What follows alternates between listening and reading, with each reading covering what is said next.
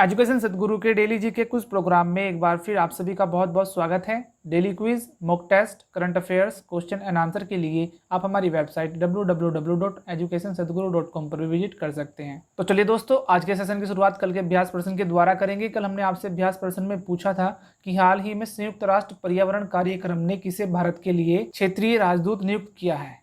इस प्रश्न का सही आंसर है ऑप्शन सी यानी खुशी चिंदालिया। हाल ही में गुजरात के सूरत की 17 वर्षीय खुशी चिंदालिया को पर्यावरण के प्रति लगाव के चलते संयुक्त राष्ट्र पर्यावरण कार्यक्रम यानी यूनैप ने भारत के लिए क्षेत्रीय राजदूत नियुक्त किया है। इसके अलावा आपको बता दें कि 17 साल की उम्र की खुशी को पर्यावरण के संरक्षण में उनके योगदान के लिए भारत का ग्रीन एम्बेसडर भी नामित किया गया है। आज के सेशन का अपना पहला प्रश्न देख लेते हैं कि हाल ही में रसायन और उर्वरक मंत्रालय ने देश में कुल कितने प्लास्टिक पार्क स्थापित करने को अपनी मंजूरी दी है। इस प्रश्न का सही आंसर है ऑप्शन सी यानी 10। हाल ही में रसायन और उर्वरक मंत्रालय ने देश में 10 प्लास्टिक पार्क स्थापित करने की मंजूरी दी है। यह पार्क 2019 में लॉन्च की गई प्लास्टिक पार्क योजना के तहत स्थापित किए जा रहे हैं। आपको बता दें कि इन प्लास्टिक पार्कों को मध्य प्रदेश, असम, तमिलनाडु, ओडिशा, झारखंड, छत्तीसगढ़ और उत्तराखंड में स्थापित किया जाएगा। अगला प्रश्न भी देख लेते हैं कि निम्नलिखित में से किस राज्य सरकार ने हाल ही में मॉक्स कलश योजना 2020 को प्रशासनिक मंजूरी दे दी है।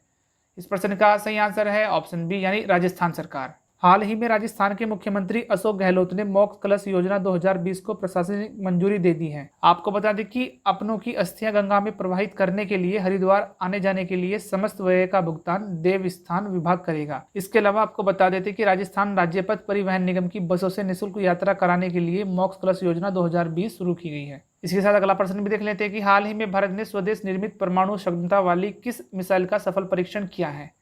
इस प्रश्न का सही आंसर है ऑप्शन डी यानी पृथ्वी 2। हाल ही में भारत ने स्वदेश में निर्मित परमाणु क्षमता वाली पृथ्वी 2 मिसाइल का सफल परीक्षण किया है। सतह से सतह पर 350 किलोमीटर की दूरी तक मार करने वाली पृथ्वी 2 मिसाइल अपने साथ 500 से 1000 किलोग्राम तक के आयुध ले जाने में सक्षम है। आपको बता दें कि पृथ्वी संस्करण की पहली मिसाइल को सेना में 2003 में शामिल किया गया था। इसके साथ अगला प्रश्न भी देख लेते हैं कि कोरोना महामारी से लड़ने के लिए राज्य आपदा प्रतिक्रिया कोष यानी SDRF की कितने फीसद तक रकम इस्तेमाल करने की मंजूरी हाल ही में केंद्र सरकार ने दे दी है। इस प्रश्न का सही आंसर है ऑप्शन ए यानी 50%।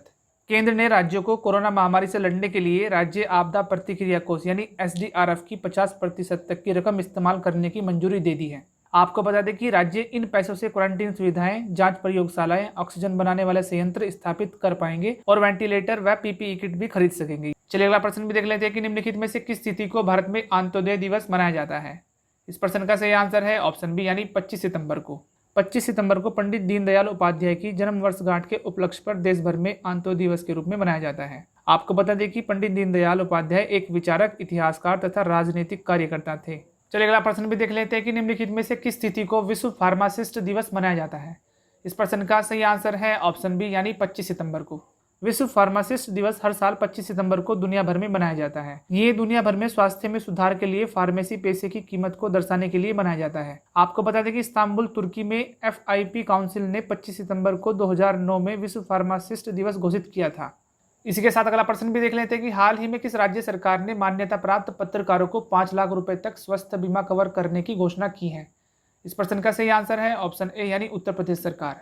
हाल ही में उत्तर प्रदेश सरकार ने सभी मान्यता प्राप्त पत्रकारों को 5 लाख रुपए तक का स्वास्थ्य बीमा कवर देने की घोषणा की है। इसके साथ ही योगी आदित्यनाथ सरकार ने कहा है कि प्रदेश में कोरोना संक्रमण की वजह से मरने वाले पत्रकारों के परिवार को सरकार की तरफ से 10 लाख रुपए तक आर्थिक मदद भी की जाएगी। चलिए अगला प्रश्न भी देख लेते हैं कि हाल ही में गैर संचारी रोगों से संबंधित सतत विकास लक्ष्यों में अच्छे प्रदर्शन के लिए किस राज्य ने संयुक्त राष्ट्र पुरस्कार जीता है। इस प्रश्न का सही आंसर है ऑप्शन डी यानी केरल। हाल ही में केरल को गैर संचारी रोगों से संबंधित सतत विकास लक्ष्यों के लिए अपने उत्कृष्ट योगदान के लिए संयुक्त राष्ट्र का पुरस्कार मिला है। विश्व स्वास्थ्य संगठन यानी WHO के महानिदेशक ने गैर संचारी रोगों की रोकथाम और नियंत्रण पर इस वर्ष के संयुक्त राष्ट्र अंतर टास्क फोर्स यानी UNIATF पुरस्कार की घोषणा की थी। चलिए अगला प्रश्न भी देख लेते हैं कि निम्नलिखित में से किस देश ने conference on interaction and confidence building measures in Asia यानी CICA का अध्यक्ष पद ग्रहण किया है। इस प्रश्न का सही आंसर है ऑप्शन डी यानी कजाकिस्तान। हाल ही में conference on interaction and confidence building measures in Asia यानी CICA का सम्मेलन वर्चुअली रूप से आयोजित किया गया। इसमें केंद्रीय विदेश मंत्रालय डॉक्टर S जयशंकर ने भी भाग लिया था। इस बैठक के दौरान CICA की अध्यक्षता ताजिकिस्तान से कजाकिस्तान को स्थानांतरित की गई है। चलिए इसी के साथ आज का सेशन का अपना आखिरी प्रश्न भी देख लेते हैं कि हाल ही में जैव विविधता पर मंत्री स्तरीय गोलमेज वार्ता की मेजबानी निम्नलिखित में से किस देश ने की है। इस प्रश्न का सही आंसर है ऑप्शन सी यानी चीन ने।